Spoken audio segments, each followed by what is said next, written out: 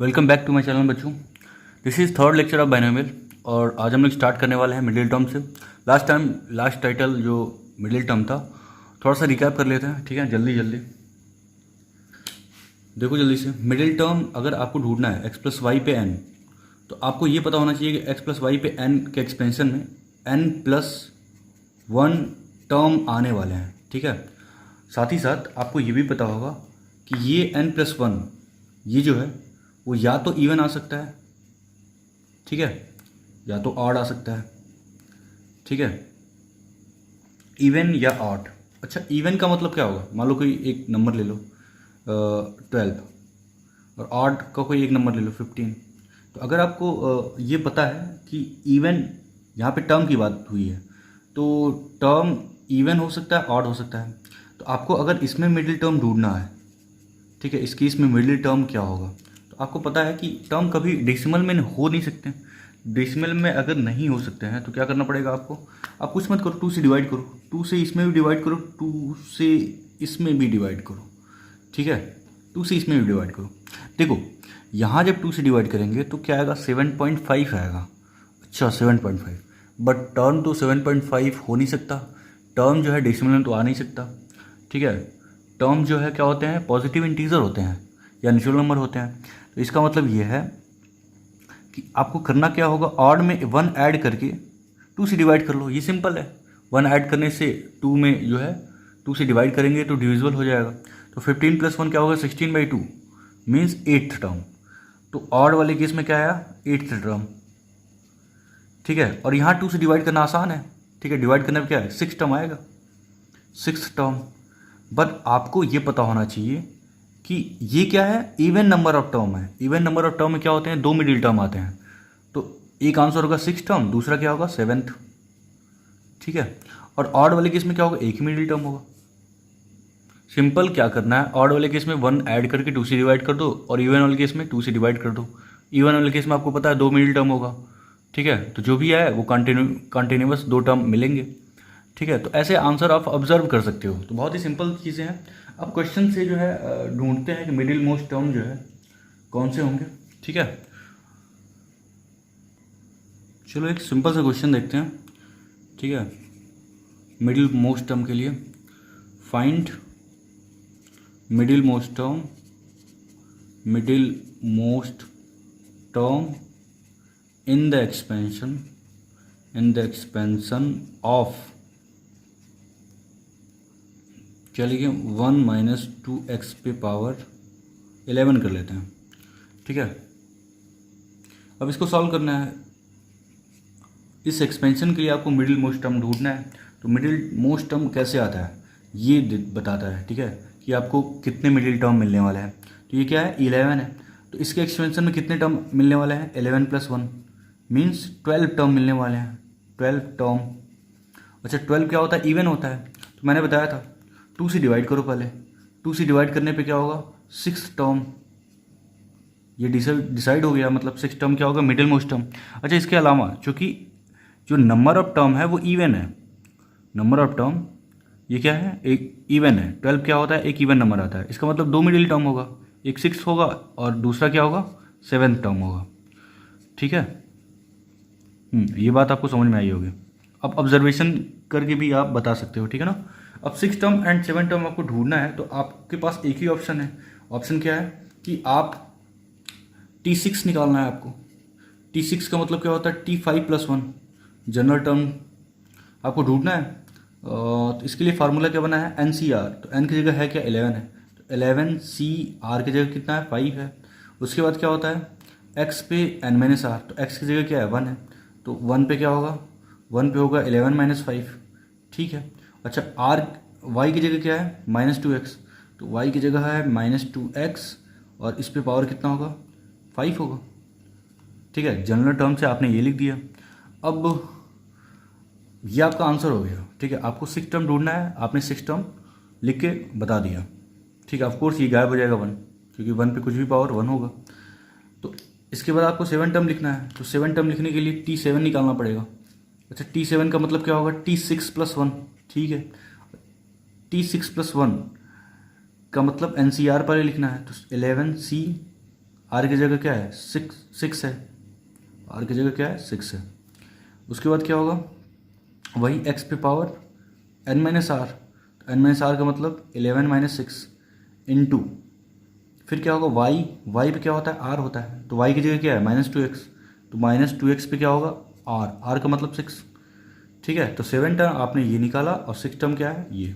चाहो तो आप इसको सॉल्व करके भी लिख सकते हो, बट काफ़ी है, इतना काफ़ी है। ठीक है, चलो आगे बढ़ते हैं, एक और क्वेश्चन करते हैं। नेक्स्ट जो क्वेश्चन है वो क्या है, लिखो, प्रूव दैट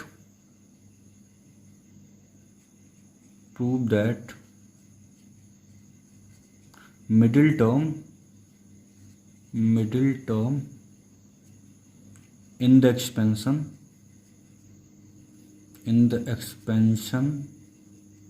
of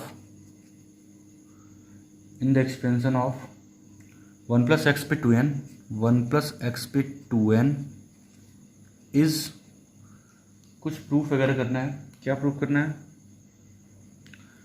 मैं कलर चेंज करके लिख देता हूँ, इज 1 into 3 into 5,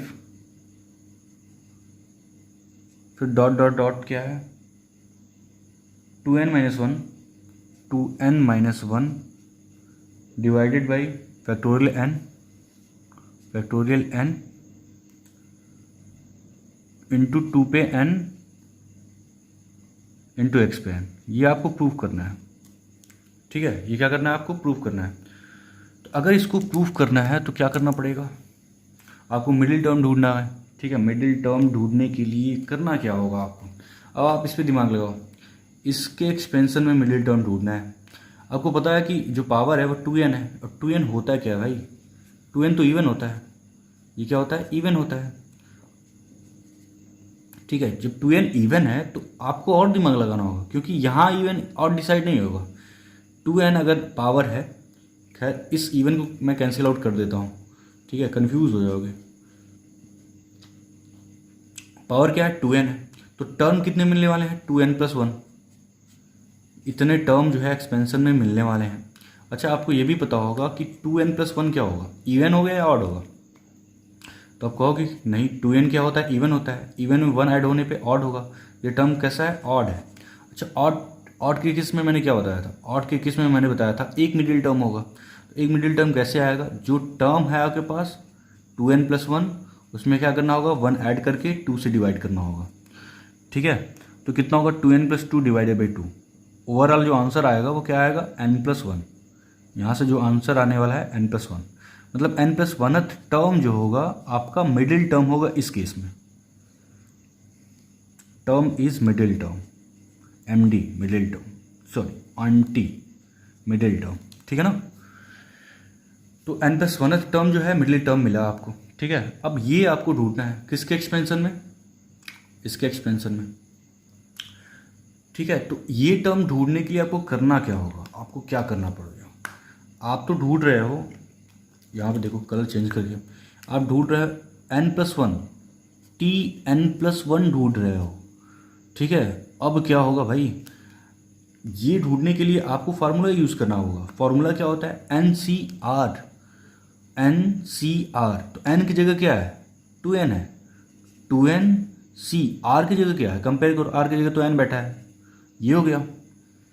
अच्छा, उसके बाद क्या होगा, उसके बाद 1 पे पावर कितना होगा, 1 पे पावर भाई x होता है ना, x पे n माइनस आर, तो 1 पे पावर कितना होगा, 1 पे power 2n minus n, 2n minus n। ठीक है, और उसके बाद x पे पावर कितना होगा, x पे पावर ये होता है n। ठीक है, तो आपने मिडिल टर्म बता दिया है, लेकिन आपको इसको सॉल्व करके ये सब कुछ लाना होगा। ठीक है, तो इसको सॉल्व करते हैं हम लोग। ठीक है, इसको हम लोग सॉल्व करते हैं। चलो इसके बाद देखो, अब ये तो क्या बन जाने वाला है 1 बन जाने वाला है, मतलब फाइनली जो है आपको पास क्या मिला 2nCn मिला है और x पे n मिला है। ठीक है, अब 2nCn सॉल्व करना आपको पता है, ये तो NCR जैसा है। ठीक है, NCR होता क्या है, NCR होता है factorial n upon factorial n minus r factorial r। तो इस हिसाब से 2n को सॉल्व करने के लिए क्या करना पड़ेगा, 2n डिवाइडेड बाय इन दोनों का डिफरेंस, फैक्टोरियल में इन दोनों का डिफरेंस, तो इन दोनों का डिफरेंस क्या होगा, फैक्टोरियल n होगा, और फाइनली उसके बाद इनटू फैक्टोरियल n, और एक्स पे n है ही आपके पास। ठीक है, अभी भी आपका काम नहीं बना क्योंकि आपको तो ये सब प्रूव करके लेके आना है। ठीक है, तो इसके लिए क्या करना पड़ेगा, आपको फिर से सॉल्व करना पड़ेगा, इसको और सिंप्लीफाई करना पड़ेगा। अच्छा 2n को आप इस तरह भी लिख सकते हो, 2n को बाहर करो, फिर क्या होगा, अंदर आएगा factorial n minus 2n minus 1, उसको भी बाहर करो, 2n माइनस 1। अच्छा फिर क्या होगा, 2n माइनस 2, एक एक कम करते जाओ, 2n माइनस 3, फिर 2n माइनस 4। अच्छा डॉट डॉट डॉट, वही 3 to 1। ठीक है, मैंने बताया था फैक्टोरियल n को सॉल्व करना, तो यहाँ पे क्या है, फैक्टोरियल 2n है, तो एक एक कम होता जाएगा और एंड में 3 into 2 into 1। ठीक है, अच्छा उसके बाद क्या है, x पे n है, तो x पे n से मल्टीप्लाई भी है, तो ये तो कुछ नहीं, कोई दिक्कत नहीं, x पे n से मल्टीप्लाई कर दिए।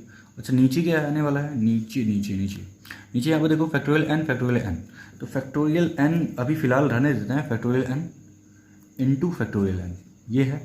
अच्छा यहाँ पे देखो जो भी प्रूव करना है उसमें एक फैक्टोरियल n तो है, इसका मतलब एक तो कैंसिल आउट होने वाला है। क्या कैंसिल आउट होने वाला है उसको फ़िलहाल छोड़ देते हैं, अभी हम क्या कर रहे हैं उसके बारे में सोचो आप। अब मैं क्या कर रहा हूँ, यहाँ पे ध्यान दो, ये है आपका 2n। ठीक है, अच्छा उसके बाद ये क्या है, 2n माइनस 2, ये क्या है 2n माइनस 4, ये सारे इवन टर्म है क्योंकि इन सबों में क्या है, 2 कॉमन है।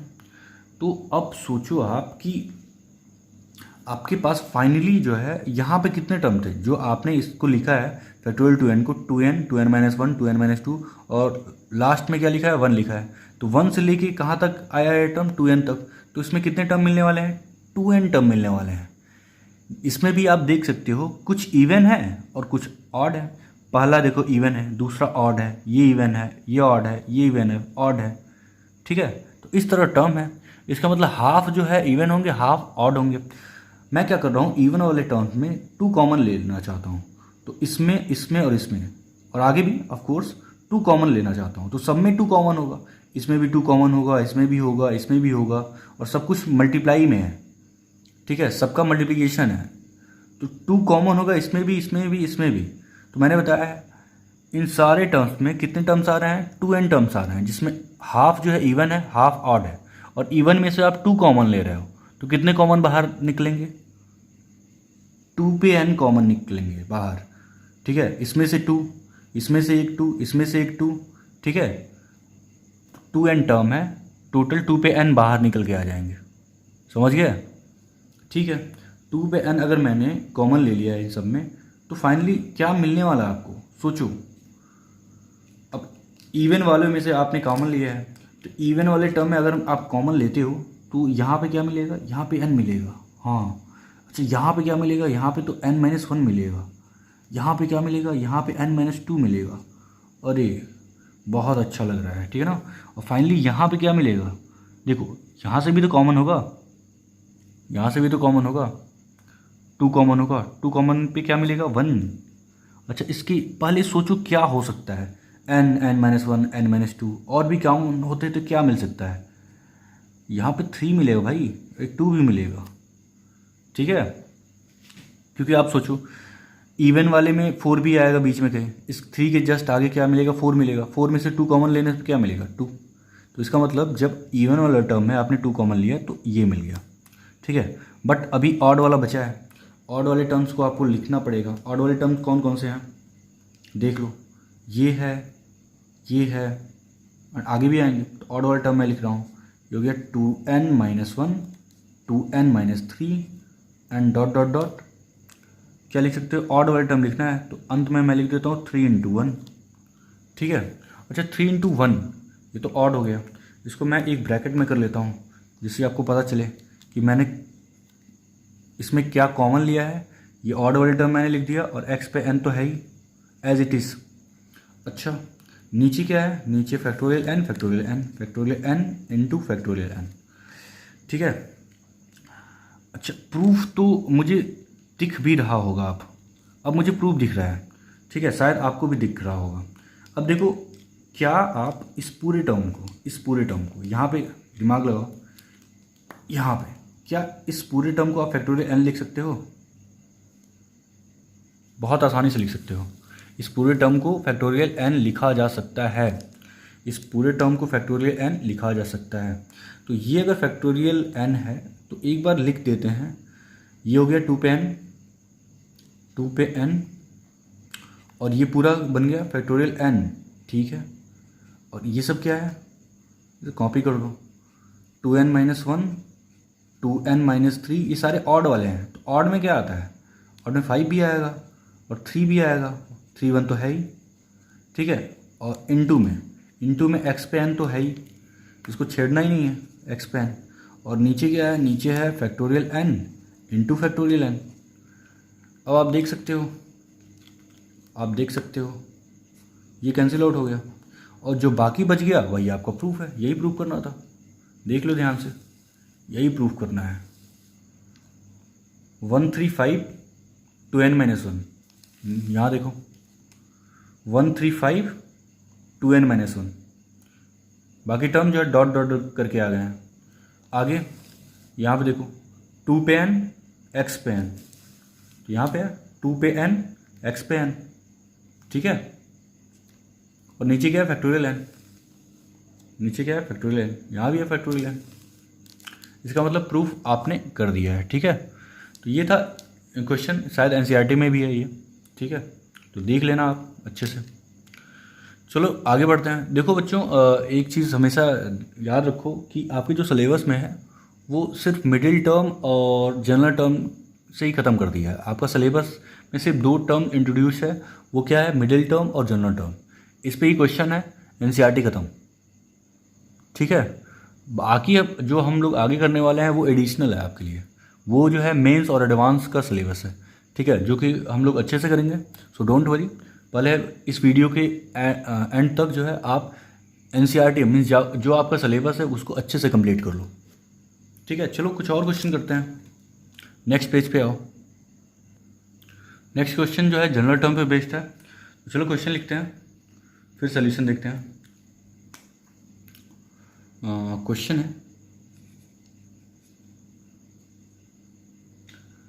क्वेश्चन है इन the expansion of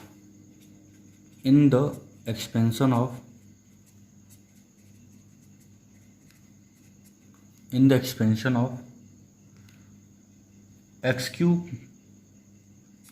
cube minus 1 upon x square पे 15 पावर है 15। The constant term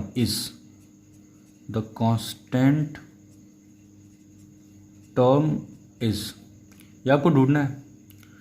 आपको इसके एक्सपेंशन में आपको कांस्टेंट टर्म ढूंढना है, मीन्स इसके एक्सपेंशन में आपको कांस्टेंट टर्म ढूंढना है। तो कांस्टेंट टर्म का मतलब क्या है, पहले तो ये समझते हैं, ठीक है। यहाँ देखो, जैसे अगर मैं ये बोल दूँ कि आप मुझे ये बताओ कि x प्लस 5 के स्क्वायर में कांस्टेंट टर्म क्या है, तो आप क्या करोगे? इसको एक्सपेंड करोगे पहले, x स्क्वायर पहले प्लस 10x प्लस 25, ठीक है। तो आप कहोगे कि सर देखो ये कांस्टेंट रहा, ये टर्म जो है कांस्टेंट है। मैंने आपसे पूछा कि क्यों कांस्टेंट है भाई, क्योंकि आप बताओगे क्या कि सर देखो इसमें x नहीं आ रहा है, ठीक है, इसमें वेरिएबल नहीं है, तो जो वेरिएबल से फ्री होता है उसको कांस्टेंट बोलते हैं, सिंपल है। तो मैंने कहा ठीक है, यही कॉन्सेप्ट यहाँ भी यूज़ करना है। आपको क्या करना है, आपको नहीं पता कौन सा टर्म कांस्टेंट टर्म होगा, ठीक है। तो आपको इतना तो पता है ना कि आप जनरल टर्म तक पहुँच सकते हो, कोई भी बीच का टर्म आप निकाल सकते हो, किसकी हेल्प से? tr+1 की हेल्प से। उसके बाद क्या करना, आपको कांस्टेंट बनाने के लिए x की पावर को 0 बनाना होगा, ठीक है। तो आप कर सकते हो, आप कांस्टेंट टर्म ढूंढ सकते हो, मतलब r की वैल्यू ढूंढ सकते हो। चलो एक बार कोशिश करते हैं। तो क्या करना होगा आपको नहीं पता कौन सा कांस्टेंट टर्म है, तो मैं r ही मानूंगा, मुझे tr+1 की तलाश है। तो tr+1 होता क्या है? ये होता है NCR x पे n-r y पे r, ठीक है, ये फार्मूला होता है। तो अब जो है सारी वैल्यूज़ को आपको रखना पड़ेगा, तो जो जो वैल्यूज़ हैं वो रख लो एक बार। अच्छा, n की जगह कितना है? 15 है, तो 15 हो गया। c r की जगह क्या है? r की जगह नहीं पता, वही तो निकालना है। एक्स पे क्या होगा, अच्छा एक्स के नाम पे क्या है, एक्स क्यूब है, और इस पे पावर क्या होगा 15 माइनस आर। ठीक है, तो 15 माइनस आर हो गया। अच्छा 15 माइनस आर, फिर क्या होगा वाई, तो वाई की जगह देखना पड़ेगा, वाई की जगह क्या है, वाई की जगह -1/x² है, और इस पे पावर कितना है, इस पे पावर क्या होगा आर होगा। ठीक है, अब थोड़ा सा इसको सजा के लिखो। सजा के कैसे लिखोगे, देखो ये हो गया 15 CR। अब मैं क्या कर रहा हूँ, मैं x वाले टर्म को जितने भी x वाले टर्म हैं उसको एक साथ लिख रहा हूँ। तो यहाँ पे तो पहले इसको सिंप्लीफाई करना होगा। ये क्या है, पावर पे पावर, तो ये हो जाएगा x पे पावर कितना, 15 माइनस आर को मल्टीप्लाई करो 3 से, तो कितना होगा 45 माइनस 3r, सिंपल। और इसको कैसे लिख सकते हो, देखो ये -1 पे r तो पहले ही बाहर हो जाएगा, ये -1 पे r तो पहले ही बाहर, और ये x² जब ऊपर जाएगा तो x पे क्या होगा -2 होगा, और x पे -2r से मल्टीप्लाई होगा, तो क्या मिलने वाला है फाइनली, x पे -2r। ठीक है, रूल्स ऑफ इंडेक्स लगाए हैं, रूल्स ऑफ रेडिकल जो आप 9th में पढ़ते आए हो।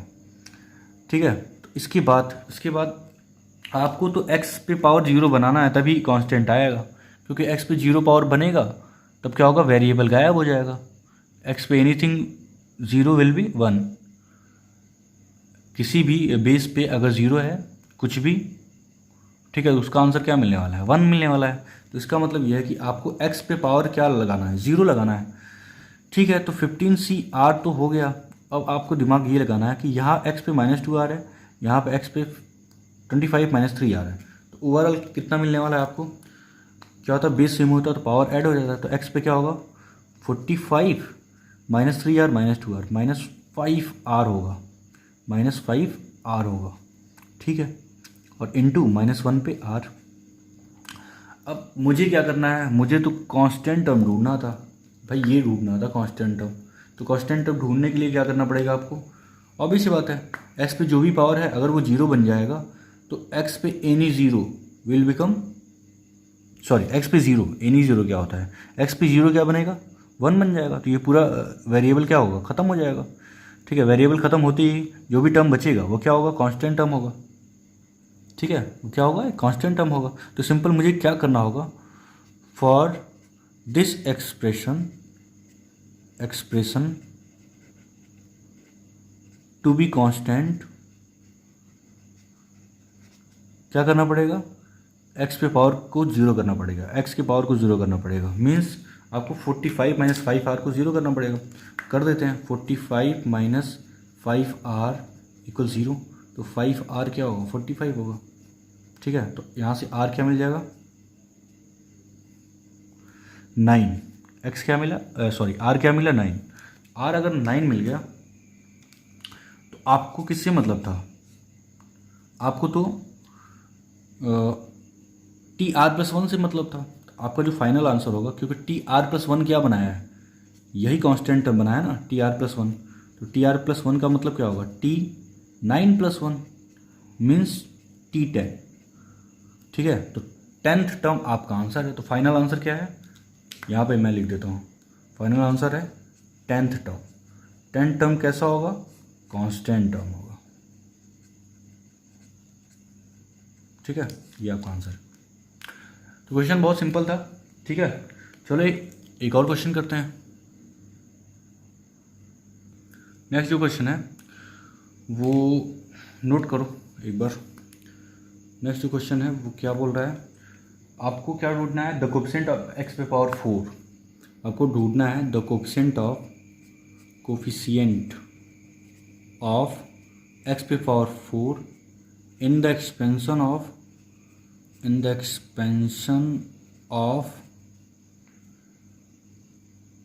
x/2 माइनस 3/x² पे पावर 10। ठीक है, क्वेश्चन ये रहा। अब सॉल्यूशन पार्ट करने के लिए मैं कलर चेंज कर रहा हूँ। चलो सॉल्यूशन पार्ट करते हैं। तो सॉल्यूशन पार्ट के लिए आपको करना क्या होगा, अब देखो इसके एक्सपेंशन में आपको x पे पावर 4 ढूंढना है। ठीक है, तो एक्स पे पावर 4 ढूंढना है। ओके, तो क्या करना है, मुझे नहीं पता कौन सा टर्म जिसमें एक्स पे 4 आएगा, मुझे इतना पता है कि जनरल टर्म क्या होता है। तो जनरल टर्म निकालने का जो तरीका है वो TR+1 है। वो क्या होता है, NCR एक्स पे n-R वाई पे आर। बार बार फार्मूला लिखो ताकि कुछ फार्मूला आपको याद भी रहे और ट्रेंड पता चले कि फार्मूला लिखते कैसे हैं। ठीक है, ये करने के बाद आपको पता है, सब कुछ पता है भाई, n क्या है, n की जगह 10 है, तो यहाँ पे लिख देते हैं 10 CR। R नहीं पता, R ढूंढना है। अच्छा, x की जगह क्या है, x की जगह x/2 है। इस पर क्या होगा, इस पर क्या होगा, n-R का मतलब 10 - R। ठीक। अच्छा, y की जगह क्या है, माइनस का इंटू माइनस का 3/x², और इस पर पावर कितना होगा, R होगा। ठीक है, ये पता चल गया, आपने जनरल टर्म लिख दिया। अब जनरल टर्म लिखने के बाद आपको x पे 4 चाहिए, तो आपको x वाले जो है टर्म को कलेक्ट करना पड़ेगा, मतलब एक जगह लिखना पड़ेगा। तो यहाँ पे लिखते हैं इसको, यहाँ पे तो ये तो है 10 CR, इससे मतलब ही नहीं है। अब आपको ढूंढना है x वाले टर्म को एक जगह कलेक्ट करके लिखना है। तो यहाँ पे देखो, यहाँ पे 1/2 भी है, 1/2 पे पावर 10 - R, ये बाहर होगा, ये तो कांस्टेंट है। एक बार कांस्टेंट को बाहर निकाल के रख देते हैं, तो यहाँ पे 1/2 पे पावर 10 - R बाहर आएगा। 1/2 पे क्या है, 10 - R, ये बाहर आएगा। ठीक है, इसको बाहर निकाल दिए। अच्छा, और कौन कौन बाहर आएगा, और कौन कौन बाहर आएगा, एक टर्म यहाँ पे कांस्टेंट क्या मिलने वाला है, -3 पे R, -3 पे R, ये बाहर आने वाला है। ठीक है, अब क्या करना होगा आपको, अब x वाले को एक जगह कलेक्ट कर लो। तो देखो, मैं डायरेक्ट लिख रहा हूँ, जगह कम होने की वजह से मुझे थोड़ा सा डायरेक्ट लिखना पड़ रहा है, आप समझ सकते हो।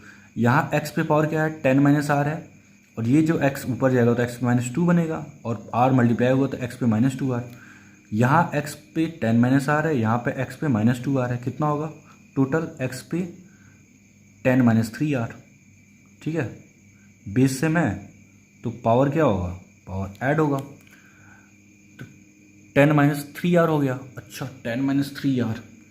अब क्या करना है आपको तो x पे 4 ढूंढना है ना, तो काम करो, x पे जो भी आपके पास है, x पे 4 जनरेट करने के लिए 10 - 3R को 4 लिख दो।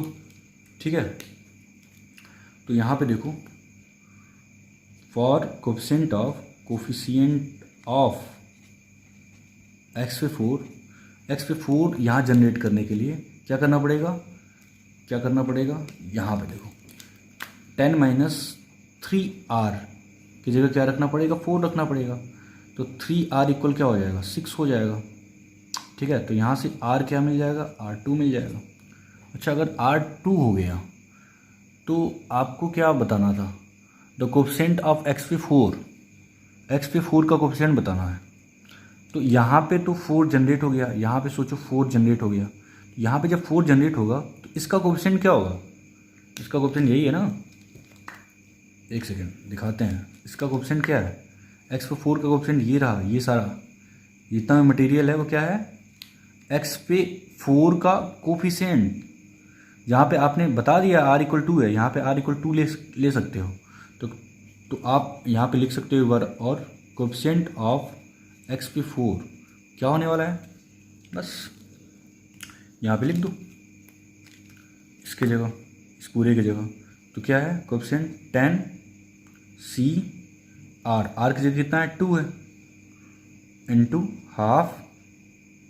ठीक है, 10 - R की जगह कितना है, 2 है, तो 10 - 2 कितना होगा, 8 होगा, इंटू -3 पे कितना होगा, 2 होगा, -3 पे 2 का मतलब क्या होगा, -9। तो फाइनल आंसर ये रहा आपका फाइनल आंसर। ठीक है, आई होप आपको समझ में आया होगा। एक और क्वेश्चन करते हैं जिससे जनरल टर्म और मिडिल टर्म की बातें खत्म हो जाए। ठीक है, चलो एक और क्वेश्चन लिखते हैं। ये क्वेश्चन क्या बोल रहा है, if the fourth term in the expansion, if the fourth term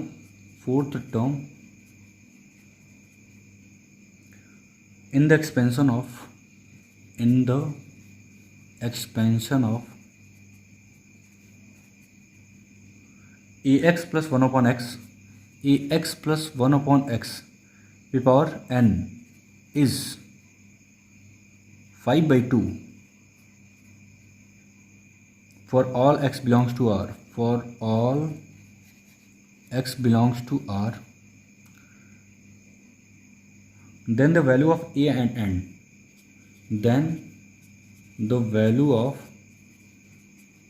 e and n, e and n इसकी वैल्यू बतानी है, e और n की वैल्यू निकालना है। ठीक है, क्वेश्चन क्या बोल रहा है, if the fourth term in the expansion of given is 5/2 for all x belong to R, then the value of a and n बताना है।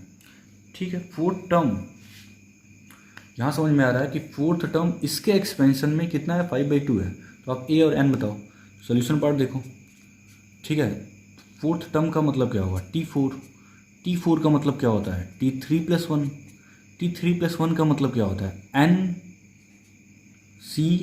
R की जगह क्या है, 3 है, n की जगह n ही है। फिर क्या होगा, x पे n-r, तो x की जगह पे क्या है, ax है भाई, ax पे क्या होगा, n-r मीन्स n-3 होगा। अच्छा, फिर क्या होता है, y पे r होता है, तो y की जगह क्या है, 1/x है, और इस पे पावर क्या होगा, 3 होगा। ठीक है, अब क्या बोल रहा है ये कि if the fourth term in the expansion is 5/2, fourth term 5/2 है, तो लिखते हैं, मतलब फोर्थ टर्म आपने निकाल दिया, ये कितना है, 5/2 है। ठीक है, 5/2, तो ये आपको समझ में आ रहा है। अकॉर्डिंग टू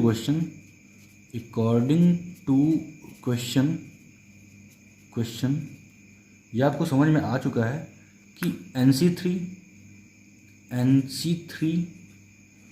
ax पे n-3 1/x पे 3 कितना है, 5/2 है, क्योंकि दिया है, क्वेश्चन वाला क्या दिया है, T4 जो है वो 5/2 है।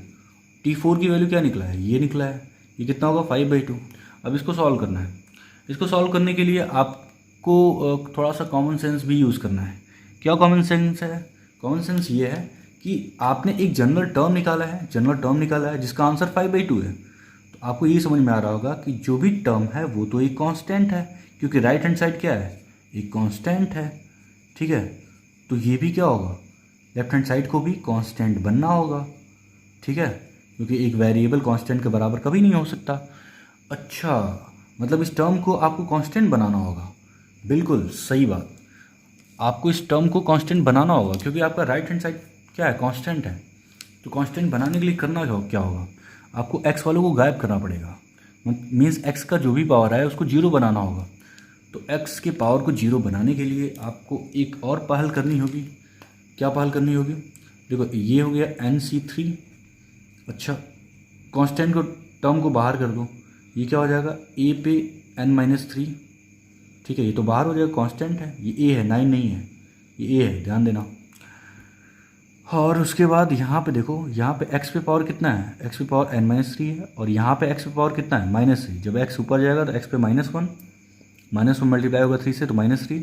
यहाँ पे x पे -3, यहाँ पे x पे n-3, टोटल कितना होगा, x पे n-6। ठीक है, बेस सेम हो तो पावर ऐड होगा। ठीक है, ये किसके बराबर होगा, ये 5/2 के इक्वल होगा। अच्छा, अब आपको ये समझ में आ रहा है कि आपको लेफ्ट हैंड साइड में क्या करना है, x का जो भी पावर है उसको 0 बनाना होगा। x पे 0 का आंसर क्या मिलने वाला है, 1 मिलते ही ये भी कांस्टेंट, ये भी कांस्टेंट, तो कांस्टेंट इक्वल कांस्टेंट आ गया। इसका मतलब आपको क्या करना पड़ेगा, इस n-6 को 0 करना पड़ेगा। तो n-6 जिस दिन 0 होगा तो n की वैल्यू क्या निकल के आएगी, 6। ठीक है, n आपको पता करना था, तो n का आंसर क्या मिल गया, 6।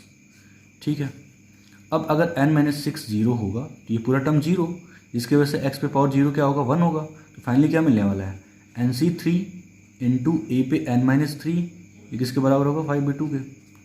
अब इसका मतलब इसको सॉल्व करना है, दैट्स इट। तो सॉल्व किया जाए, सॉल्व NC3। अब यहाँ पे तो NC3 है। अच्छा, NC3 और यहाँ पे a पे पावर n-3 है, n की वैल्यू क्या है, 6 है, तो यहाँ पे रख दो, 6C3 इंटू ए पे कितना होगा, 6 - 3 3 इक्वल 5/2। अब 6C3 आपको निकालना पड़ेगा। 6C3 यहाँ पे देख लो, 6c3 की वैल्यू क्या होगी, फैक्टोरियल 6 अपॉन इन दोनों का डिफरेंस फैक्टोरियल 3 और नीचे फैक्टोरियल 3। इसको लिख सकते हो 6 into 5 into 4 into factorial 3 upon factorial 3, और इस फैक्टोरियल को लिख सकते हो आप 3 इंटू 2 इंटू 1। ये तो कैंसिल आउट हो गया, ठीक है। ये 6 है, 6 को कैंसिल आउट कर देगा, कितना बचेगा 20। तो इसका आंसर 6c3 का आंसर क्या है 20 इंटू ये क्या है a पे पावर 3 है, दिस इक्वल 5/2। अब 5 से कैंसिल आउट कर दो, कितना होगा 4 टाइम जाएगा। तो आपको दिख रहा होगा कि ए क्यू क्या आया, यहाँ से ए क्यू 1/8 आया। तो ए क्या होगा, ए क्यू इक्वल यहाँ पे लिख सकते हो 1/2 का क्यूब, तो ए की वैल्यू क्या मिल गई 1/2, ठीक है। तो ये आंसर है आपका। आपको ए और एन पता करना था, आपने ए 1/2 दिखा दिया और एन कितना है 6 आया, दैट्स इट, ठीक है ना। देखो बच्चों, तो आपका मैंने बताया आपके सिलेबस में सिर्फ जो है मिडिल टर्म और जनरल टर्म पे ही सारा क्वेश्चन है, ठीक है। इसके अलावा आपके सिलेबस में कुछ भी नहीं है बाइनोमियल में। इसके बाद जो अगला वीडियो होगा वो मेंस और एडवांस के लिए होगा, जो एडिशनल होगा आपके लिए, आप कंपटीशन के लिए पढ़िए, ठीक है ना। नेक्स्ट वीडियो हम लोग कंपटीशन का पार्ट करेंगे, मेंस और एडवांस का सिलेबस, ठीक है। तो ठीक है बच्चों, फोकस्ड होकर पढ़ाई करो, एंजॉय करके पढ़ाई करो। मिलते हैं नेक्स्ट वीडियो में, तब तक के लिए बाय बाय।